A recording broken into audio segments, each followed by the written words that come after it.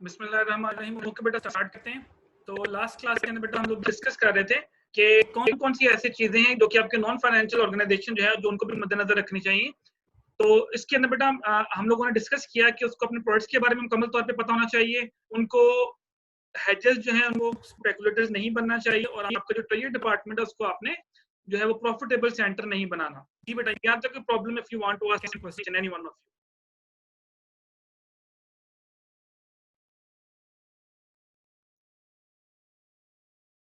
आवाज आ रही है मेरी?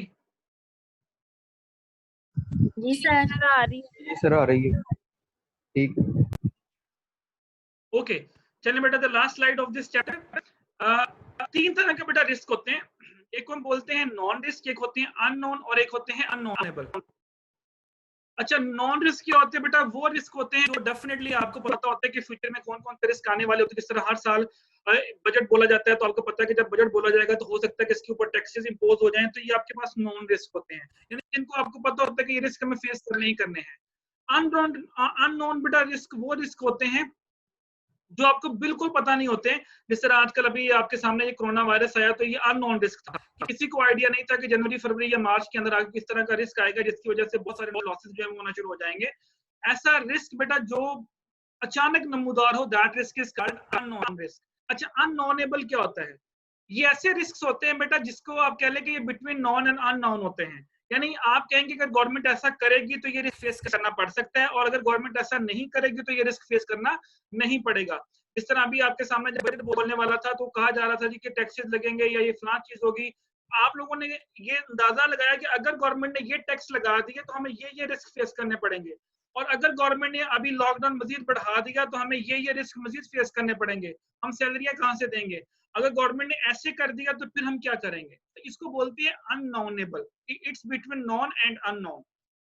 तो तीन तरह के बेटा रिस्क होते हैं। नॉन रिस्क जिसको आप कंप्लीटली तौर पे जानते होते हैं, अननोन जो आपको बिल्कुल पता नहीं होता कि ये रिस्क अचानक नमूदार होता है, और unknowable it's between known and unknown.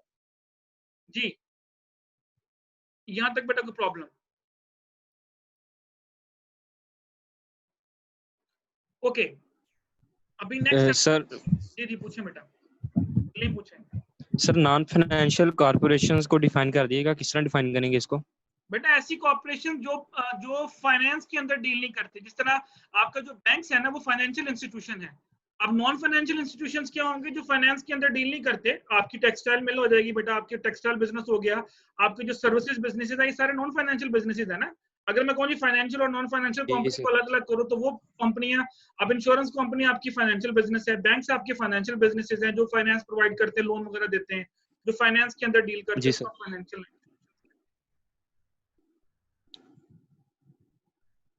ठीक हो गया? ओके, नेक्स्ट टॉपिक स्टार्ट करने से पहले बेटा अब आपका फिर वही वाला काम हम करेंगे, क्योंकि हमारा कोर्स हमने काफी सारा कवर कर लिया रिस्क मैनेजमेंट का। एक चैप्टर रहता है जो न्यूमेरिकल, जब भी मैं स्टार्ट करूंगा उसकी थोड़ी सी मैं आप लोगों को ब्रीफिंग दूंगा, और जितना हम कर सके इस लेक्चर में उसको हम करेंगे। लेकिन बेटा उसको स्टार्ट करने से पहले अगेन बेटा अब हम स्टार्ट करेंगे इस जो आपका जो कोर्स है इसकी जो प्रेजेंटेशन सेशन है वो स्टार्ट करेंगे। जिस तरह आप लोगों ने प्रेजेंटेशन दी थी मुझे कंज्यूमर बैंकिंग की, अब उसका मैंने कोर्स स्टार्ट कर दिया और लास्ट वीक से इस वीक भी हम उसके लेक्चर ही पढ़ेंगे। अब आप लोगों ने करना ये कि जो ग्रुप्स आपके बने हुए हैं दो के, वही ग्रुप्स रहने दें, उसी तरह मेंबर्स रहने दें। टॉपिक आप अपनी मर्जी से चूज कर लें। रिस्क से रिलेटेड कोई भी टॉपिक ले सकते हैं, कोई आप आर्टिकल ले सकते हैं। अगर आपने रिस्क से रिलेटेड आर्टिकल लेना है तो वो आर्टिकल ले लें जिसको आपने प्रेजेंट करना है, या आप जर्नल टॉपिक ले लें रिस्क में से। जिस तरह मैंने ग्लोबल फाइनेंशियल क्राइसिस का कहा था वो टॉपिक लिया जा सकता है। यानी आपने रिस्क मैनेजमेंट से रिलेटेड रिस्क टेक्निक्स क्या होती हैं वो लिए जा सकते हैं। तो आपने रिस्क से रिलेटेड बेटा जितने भी आप लोगों के पास टॉपिक्स हैं, इवन कि अगर आपको याद हो तो मैंने शायद प्रेजेंटेशन आपको उसके अंदर जो असाइनमेंट्स दी थी वहां पे मैंने आपको कुछ इस किस्म के टॉपिक्स दिए थे कि आप इस तरह से चूज करके उसकी समरी वगैरह लिख के भेजें।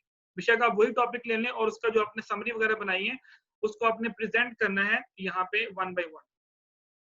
तो वो टॉपिक्स लेने हैं, वो टॉपिक्स ले लें, या नेट से कोई सा भी जनरल टॉपिक उठा ले रिस्क मैनेजमेंट से रिलेटेड, और उससे रिलेटेड आप लोगों ने सेम उसी तरह का प्रोसीजर होगा जो लास्ट टाइम हमने किया था। आपके दो ग्रुप मेंबर जो हैं, दो ग्रुप्स जो हैं वो प्रेजेंटेशन देंगे पहली क्लास के अंदर, और दो ग्रुप प्रेजेंटेशन देंगे सेकंड क्लास के अंदर। तो 15 मिनट्स आप लोगों के पास होंगे। तो अब आप मुझे बताएं कि नेक्स्ट वीक जो हमारे पास क्लास होगी उसमें कौन से ग्रुप प्रेजेंटेशन देना चाहेंगे। एंड यू नो दैट कि जो पहले प्रेजेंटेशन देंगे उनको फेवर मिलेगी, ये आप लोगों को पहले भी पता है। तो एक group sir Kaleem and Arfan. Hamza और खुरम। हमजा और खुरम, चलें 4 ये लोग ये हो गए। इसी तरह बेटा 2 फीमेल साइड से नेक्स्ट वीक सैटरडे के लिए रिस्क मैनेजमेंट के लिए जी, रिदा और मरियम। जी sir. Okay, second female side से बेटा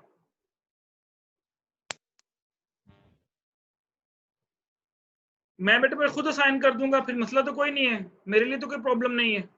अगर आप खुद आएंगे तो it's nice, very good. Sir Nazish और हिना दे देंगे। चलें नादिश और हिना कर लें। फिर सर हम चारों का नेक्स्ट वीक सर, उसके बाद मेरा और एमन का और रिमशा और अनीका का हो जाएगा नेक्स्ट। और मेरा ख्याल है कि हिना के साथ जो उनकी लास्ट टाइम ग्रुप मेंबर थे उन्होंने प्रेजेंटेशन नहीं दी थी कंज्यूमर बैंकिंग की। यस सर, मैंने अकेली नहीं दी थी। हाँ, तो इस दफा बेटा फिर उनसे पूछ लीजिएगा उनका मूड है कि नहीं है पास होने का, फिर बता दीजिएगा कि एक सैपली लेनी है कि 2 लेनी है उसने। सर मेरी इसलिए नेक्स्ट वीक ही रख दें क्योंकि वो बहुत ज्यादा बीमार है, उसको फीवर है, तो मैं भी वो इस वीक भी ना दे पाए। तो आप इस वीक दें बेटा, कोई मसला नहीं, उनके बाद में देखी जाएगी। चलें ठीक है, मैं फिर दे दूंगी। जब उनको टेंशन नहीं है तो बस आप अपना पोर्शन दे लें बेटा, कोई इशू नहीं, आप अपना प्रिपेयर कर लो, पूछ लेना उससे अगर वो देना चाहती है तो साथ में कर लेना। रिस्क मैनेजमेंट के रिलेटेड ही टॉपिक लेना है ना?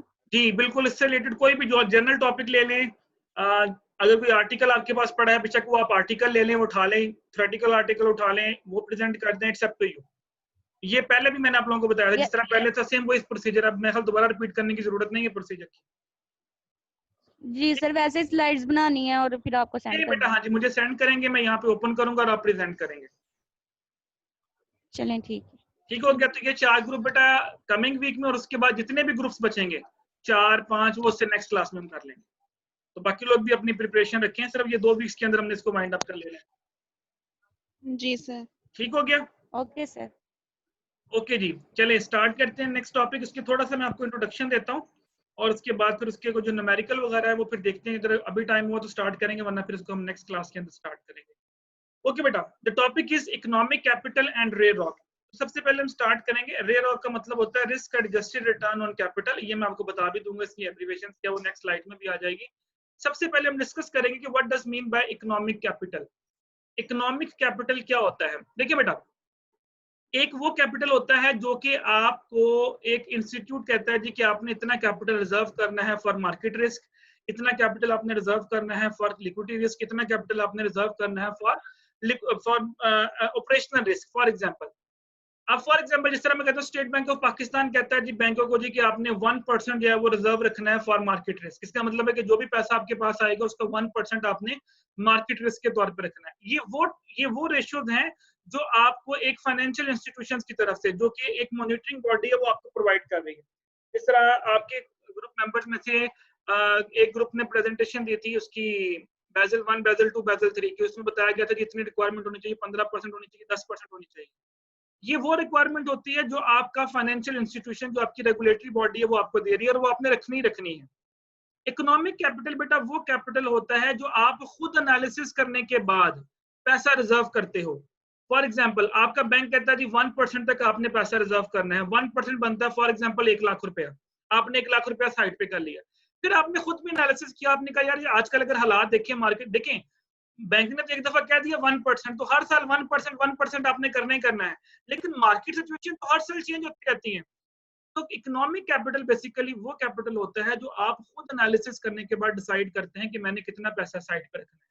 वो पैसा उस रेशियो से ज्यादा भी हो सकता है, वो पैसा उस रेशियो से कम भी हो सकता है। बेटा वो रेशियो तो आपने रखनी है, उसके ऊपर कोई मतलब ये नहीं है कि आपने वो पैसा रिजर्व नहीं करना। जिस तरह आपके जो बैंक से ग्लोबल फाइनेंशियल क्राइसिस के अंदर उन्होंने सबसे बड़ी गलती यही की कि उन्होंने उन रेशियोज को इग्नोर किया, उन्होंने वो पैसे रिजर्व भी नहीं रखे, इवन के जो पैसे उसके अलावा रिजर्व रखने वाले थे उन्होंने वो भी नहीं रखे, तो वो तो बड़ी दूर की बात है। तो इकोनॉमिक कैपिटल बेटा वो कैपिटल होता है जो आप खुद असेस करते हैं कि यार मार्केट में इस वक्त जो हालात चल रहे हैं तो मुझे इतना पैसा होल्ड रखना चाहिए, और जितना पैसा होल्ड रखना चाहिए वो पैसा कहलाएगा आपका इकोनॉमिक कैपिटल। तो ये असेसमेंट आपको कोई बैंक नहीं करके देगा, ये असेसमेंट कोई आपको दूसरा अदारा नहीं करके देगा, ये आपकी अपनी असेसमेंट होगी। फॉर एग्जाम्पल मैं कहता हूँ पिछले साल मैंने 2 लाख रुपया रिजर्व किया था, अब मैंने जब दोबारा असेसमेंट किया, जब दोबारा एनालिसिस किया मार्केट का, तो मैंने कहा यार 3 लाख रखना चाहिए। अब जो मैंने एक्स्ट्रा 1 लाख रुपया रखा 2 लाख की बजाय, वो जो एक्स्ट्रा 1 लाख मैंने रखा, that is called economic capital. तो अगर आप इसको आसान अल्फाज के अंदर डिफाइन करें इकोनॉमिक कैपिटल क्या होता है, ये वो कैपिटल, एक देखें मैं 2 वर्ड यूज करूंगा, एक होता है रेगुलेटरी कैपिटल, एक होता है इकोनॉमिक कैपिटल। रेगुलेटरी कैपिटल वो कैपिटल होता है जो आपकी रेगुलेशन बॉडी की तरफ। जी फरहान। सर इसे हम ओनर इक्विटी भी कह सकते हैं? नहीं, not the owner equity, it's not the owner equity. Basically ये आपकी आपने बिजनेस में से ही पैसा रिजर्व करना होता है साइड पे। देखिए जो भी पैसा बिजनेस के अंदर है वो सारा है तो ओनर का ही, लेकिन आप इसको ओनर इक्विटी का नाम नहीं देंगे, वो है ओनर का, सभी ओनर्स का जितने भी वहां पे हम शामिल हैं, लेकिन आप इसको स्पेसिफिक ओनर इक्विटी नहीं कहेंगे। देखिए इकोनॉमिक कैपिटल और रेगुलेटरी कैपिटल में फर्क क्या था वो बताने लगा। रेगुलेटरी कैपिटल वो पैसा होता है जो आपकी रेगुलेशनल बॉडी बताती है। जिस तरह स्टेट बैंक ऑफ पाकिस्तान आपसे कहता है जी सभी बैंकों से कि जी आपने 10% पैसा रिजर्व रखना है, दैट इज रेगुलेटरी कैपिटल, जितना बन जाए। इकोनॉमिक कैपिटल क्या है कि आपने खुद असेस किया, आपने खुद असेस किया कि यार इस साल हालात खराब हैं, मुल्क के हालात खराब है, कोरोना आया हुआ है, तो क्यों ना मैं थोड़े पैसे ज्यादा रिजर्व कर लूं। तो वो जो आपने एक्स्ट्रा पैसा रिजर्व किया रेगुलेटरी कैपिटल से, that capital is called economic capital. तो रेगुलेटरी कैपिटल इकोनॉमिक कैपिटल की डेफिनेशन समझ आ गई बेटा? जी। Anyone any confusion? Mike mute करें बेटा बाकी लोग। No sir. क्लियर हो गया? Yes sir. ओके, अब देखिए ये पहली लाइन आपके सामने लिखी हुई है, आप इसको रीड भी कर लें तो आपको थोड़ा सा आइडिया हो जाएगा। A financial institutions on assessment of the capital required, यानी एक फाइनेंशियल इंस्टीट्यूशन की अपनी जो असेसमेंट है कि मुझे कितना रिस्क का कैपिटल चाहिए, that capital is called economic capital. और बात देखें, some time it is also refer to as risk capital. तो याद रखिए इकोनॉमिक कैपिटल को हम बाज दफा रिस्क कैपिटल भी कह सकते हैं कि आपने अपने रिस्क को मैनेज करने के लिए मजीद पैसा रखा होता है। तो अगर कभी आपसे कहा जाए कि डिफाइन रिस्क कैपिटल, तो इसका मतलब है कि वो इकोनॉमिक कैपिटल को ही आपने डिफाइन करना होगा।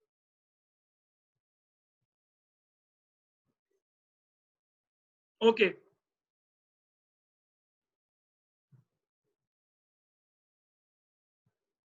इसके बाद थोड़ा सा मैं आपको और मजीद ब्रीफ करता हूं, उसके बाद फिर देखते हैं इसके न्यूमेरिकल्स की तरफ जाएंगे। इकोनॉमिक कैपिटल बेटा ये वही डेफिनेशन दोबारा की, amount of capital financial institution need in order to absorb losses over 1 year with a certain confidence level. Okay, ये हम सारी चीजें मैंने आपको एक्सप्लेन कर दी, इकोनॉमिक कैपिटल होता क्या है। अच्छा, अब मैंने आपको जो इस चैप्टर में सिखाना है वो मैंने आपको यही सिखाना है कि इकोनॉमिक कैपिटल कैलकुलेट कैसे किया जाता है। फॉर एग्जांपल आप कहते हैं जी कि मैंने इकोनॉमिक कैपिटल कैलकुलेट करना है जी फॉर मार्केट रिस्क के लिए मुझे कितना पैसा चाहिए, ऑपरेशनल रिस्क के लिए मुझे कितना पैसा चाहिए एक्स्ट्रा, या लिक्विडिटी रिस्क के लिए मुझे कितना एक्स्ट्रा पैसा चाहिए, तो वो कैसे कैलकुलेट होगा वो हम करना सीखेंगे इसके अंदर, इस चैप्टर के अंदर, वही मैंने आपको सिखाना है। न्यूमेरिकल की तरफ हम बाद में जाएंगे, पहले मैं आपको सिर्फ थ्योरेटिकल पोर्शन थोड़ा सा करवा रहा हूँ, उसके बाद फिर मैं न्यूमेरिकल स्टार्ट करूंगा, उसमें सारे के सारे न्यूमेरिकल्स मैं कवर करूंगा आपसे। ओके बेटा, अगर आपको याद हो तो हमने रिस्क को 2 कैटेगरीज में डिवाइड किया था, एक हम बोलते हैं बिजनेस रिस्क और एक हम बोलते हैं नॉन बिजनेस रिस्क। ठीक हो गया? मेजर कैटेगरीज इसकी ये होती है टोटल रिस्क की। तो बिजनेस रिस्क कौन कौन से होते हैं, नॉन बिजनेस रिस्क, सिस्टमैटिक और अनसिस्टमैटिक रिस्क भी हम कहते हैं, वो हम फर्दर आगे उसकी भी कैटेगरीज आएंगी। अगर किसी बिजनेस का टोटल रिस्क आपने कैलकुलेट करना है तो वो 2 तरह का होता है, एक उसको हम बोलते हैं बिजनेस रिस्क और एक हम बोलते हैं उसका नॉन बिजनेस रिस्क। अगर आप देखें तो ये आपके सामने बेटा ये लिखा हुआ है बिजनेस रिस्क की टाइप्स, और ये आपके पास लिखा हुआ है नॉन बिजनेस रिस्क की टाइप। अब बिजनेस रिस्क में कौन कौन से बेटा रिस्क आ जाते हैं, आपका स्ट्रेटेजिक डिसीजन, रेपुटेशनल रिस्क, ये वो रिस्क है जिसके लिए हमें कैपिटल रिक्वायर नहीं होता। देखें अब स्ट्रेटेजीज आपने कोई अडॉप्ट की, स्ट्रेटेजीज की वजह से आपको कोई लॉस हो गया, या आपने कोई डिसीजन गलत ले लिया, या आपकी रेपुटेशन डैमेज होगी, तो इनसे निपटने के लिए हम किसी किस्म का पैसा रिजर्व नहीं रखते कि मेरी ये स्ट्रेटेजी गलत हो गई तो मुझे कितने पैसे रिजर्व रखने चाहिए। नो, ये वो रिस्क होते हैं, आप जिस तरह हम कहते हैं ना कि हमारे पास 2 तरह के एसेट होते हैं, टेंजिबल और इनटेंजिबल, ये वही समझ लें। इसमें ये जो रिस्क होता है ये इनटेंजिबल रिस्क होता है, इसके लिए हमें किसी किस्म का कैपिटल, रेगुलेटरी कैपिटल रिक्वायर्ड नहीं होता।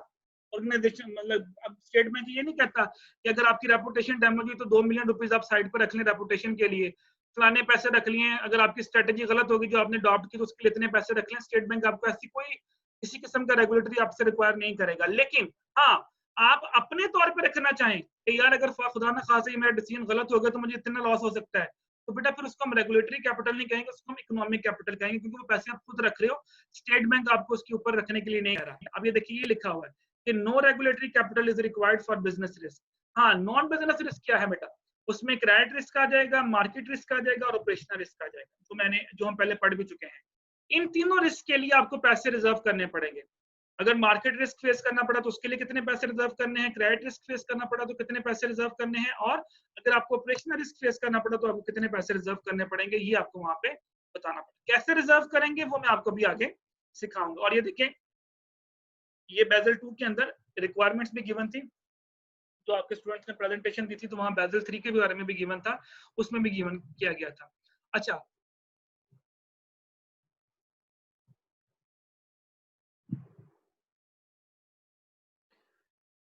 इसके बाद बेटा हम डिस्कस करते हैं ये वाला आपके सामने जो मैंने डिस्कस किया टोटल रिस्क, इसमें एक आपका बिजनेस रिस्क आ गया और एक आपका नॉन बिजनेस रिस्क आ गया। अच्छा, अप्रोचेस टू मेजरमेंट भी डिस्कस कर लेते हैं। दो तरह की अप्रोचेस होती है, एक होती है टॉप डाउन अप्रोच और एक होती है bottom up approach. Top down approach के अंदर बेटा हम क्या करते हैं कि जो आपकी अपर बॉडी है, जो आपकी अपर लेवल के ऊपर मैनेजमेंट बैठी होती है, वो सारे के सारे डिसीजन ले रही होती है, he is responsible for all the decision. इसको हम बोलते हैं टॉप डाउन अप्रोच, यानी ऊपर की तरफ से डिसीजन आएंगे, नीचे की तरफ मूव करेंगे। जबकि बॉटम अप अप्रोच क्या होती है, यानी आप इसको ये कह लें कि जो टॉप डाउन अप्रोच होती है आपकी सेंट्रलाइज्ड अप्रोच होती है, यानी इसके अंदर जो डिसीजन होते हैं वो सिर्फ और सिर्फ आपकी जो अपर मैनेजमेंट है वो लेती है। जो डिसीजन ले लेगी वो सारे का सारा डिसीजन जो है वो इंप्लीमेंट कर दिया जाएगा रिस्क से रिलेटेड। लेकिन बॉटम अप अप्रोच के अंदर जितने डिपार्टमेंट्स हैं, हर डिपार्टमेंट जो है वो अपने अपने लेवल के ऊपर अपने रिस्क को मैनेज करने का रिस्पॉन्सिबल होता है। तो जो बॉटम अप अप्रोच है उसके अंदर जो है वो डिसीजन यानी जो रिस्क मैनेजमेंट है वो नीचे से ऊपर की तरफ मूव करती है, फ्लोट करती है। जबकि टॉप डाउन के अंदर जो है वो रिस्क मैनेजमेंट के जो डिसीजन होते हैं वो सारी की सारी जो है आपकी जो टॉप बॉडी होती है, जो अपर बॉडी होती है, वो सारी की सारी डिसीजन लेती है। और अगर हम दोनों में से देखें तो बेटा bottom approach is better than top down approach. इन दोनों अप्रोचेस में से अगर हम किसी अप्रोच को डिसाइड करना चाहें तो हम कहेंगे जी bottom up approach is better, क्योंकि अगर आप लोगों को अपने लेवल के ऊपर डिसीजन लेने की कोशिश करने देंगे तो डेफिनेटली बेटा वो अपने रिस्क को प्रॉपर तरीके से मैनेज करेंगे। जिस तरह वो कहते हैं ना, आपने मैनेजमेंट के अंदर पढ़ा होगा centralised decision and decentralised decision, तो ये वही चक्कर है। हाँ, अगर आपके जो डिसेंट्रलाइज करने से बॉटम अप अप्रोच करने से रिस्क बढ़ रहा है ऑर्गेनाइजेशन का, तो फिर हम टॉप डाउन अप्रोच की तरफ जा सकते हैं, क्योंकि फिर आपको सेंट्रलाइज करना पड़ेगा। हो सकता है कि लोग जो है वो अपनी पावर्स का मिसयूज करना शुरू करें। तो ये टोटल रिस्क होता है बेटा। ओके, ये एक छोटी छोटी सी डायग्राम है बेटा आपके सामने नजर आ रही है आपको, ये मैंने लास्ट टाइम बताई थी, इट्स अ नॉर्मल डिस्ट्रीब्यूशन। ये बेसिकली मुख्तलिफ रिस्क की उन्होंने डिस्ट्रीब्यूशन बनाई हुई है। अब यहाँ पे ये दिखा है मार्केट रिस्क की ये डायग्राम बनी हुई है, मार्केट रिस्क। अच्छा, मार्केट रिस्क के अंदर क्या होता है, अब देखिए तीन वर्ड यहाँ पे यूज किए हैं, एक वेरिएंस, एक स्क्यूनेस और एक कर्टोसिस। ये तीन वर्ड आपको नजर आ रहे होंगे। ये होते क्या है, वेरिएंस क्या होता है, ये हम बहुत दफा पढ़ चुके हैं। वेरिएंस बोलते हैं रिस्क को, स्टैंडर्ड डेविएशन को बोलते हैं। अगर आप इसका अंडर रूट लें तो स्टैंडर्ड डेविएशन बोलते हैं। स्क्यूनेस और कर्टोसिस क्या होता है, चलें एनीवन, व्हाट इज स्क्यूनेस, जी से क्लैन, स्क्यूनेस और कर्टोसिस क्या होता है?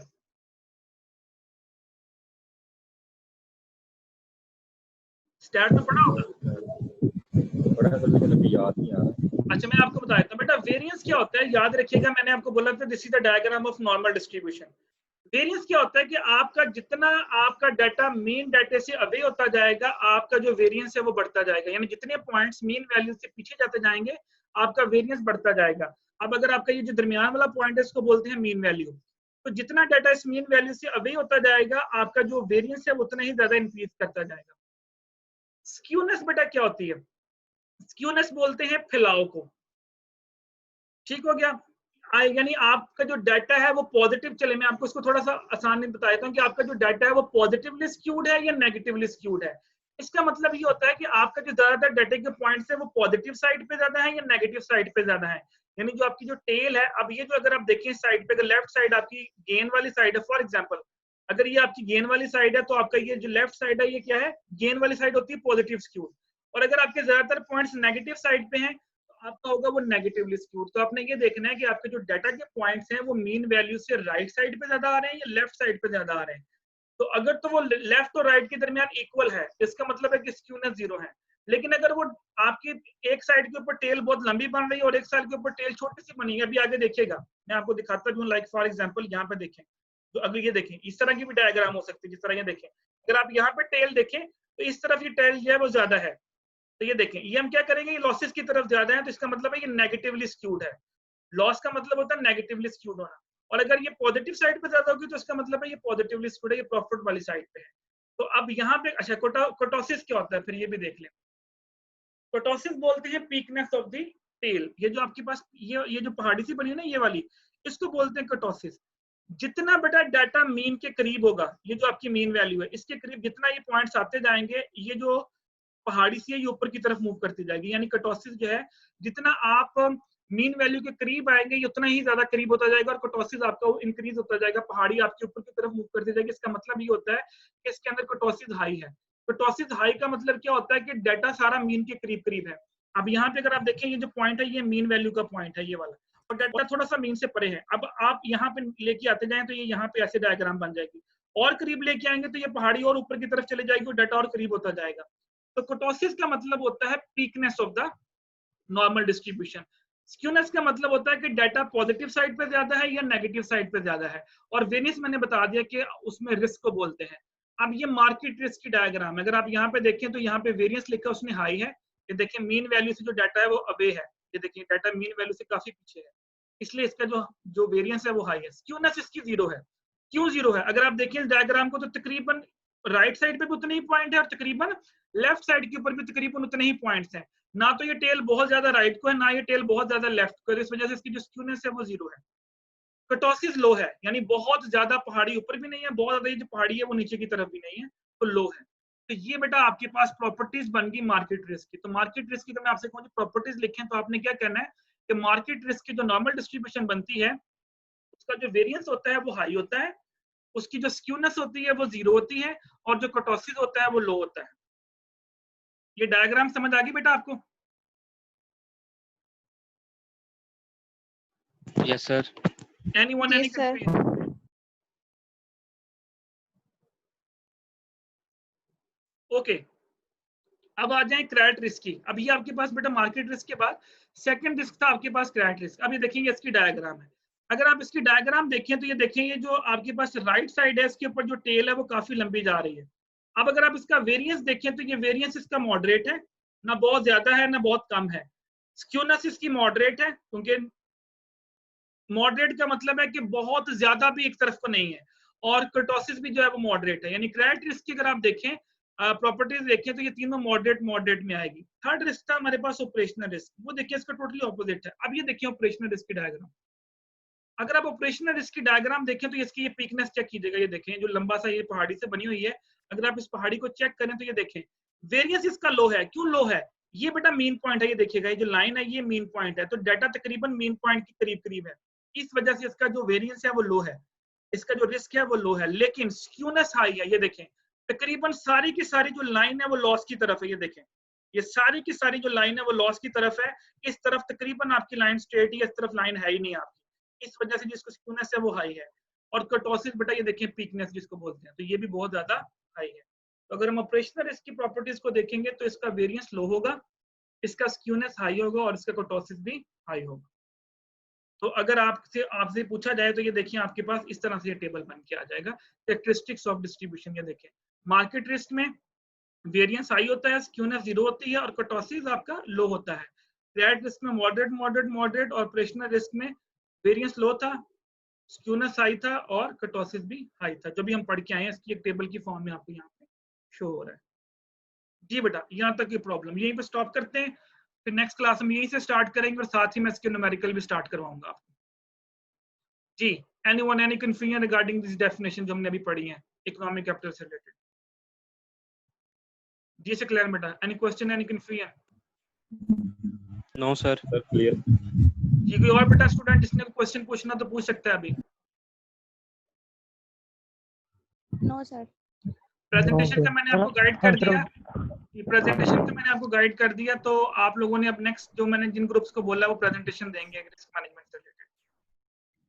सर जी risk sir, management sure. Process या स्टेप्स इन रिस्क मैनेजमेंट ऐसे कुछ भी ले सकते हैं? हाँ ले सकते हैं बेटा, ले सकते हैं, बिल्कुल ले सकते हैं। चलें ठीक है सर, फिर मैंने रिस्क मैनेजमेंट प्रोसेस और स्टेप्स इन रिस्क मैनेजमेंट वो करना है। ठीक हो गया, आप अपने जो जीआर है उसको मैसेज कर दें ये जो टॉपिक है। इसी तरह बाकी लोग भी जो अपने सीआर को या सकलैन को, बल्कि सकलैन को मैसेज करते हैं, सीआर तो मुझे कभी नजर ही नहीं आया क्लास में। वो जिंदा भी है? जी सर, जी सर, सांस ले रहा है। जिंदा है। जिंदा है अभी? उसे बोलना कि सर कह रहे थे कि रास्ता कर ले, कोई बात नहीं, खैर है। ठीक है सर, मैं आज कह दूं। हाँ उसे कह दें। बाकी लोग जो है वो सिक्लैन को मैसेज करें सारे अपने ग्रुप के नेम और जो टॉपिक्स है। जी सर। Okay sir. ठीक है चलें बेटा, ओके, अल्लाह हाफिज। अल्लाह हाफिज सर। अल्लाह हाफिज सर।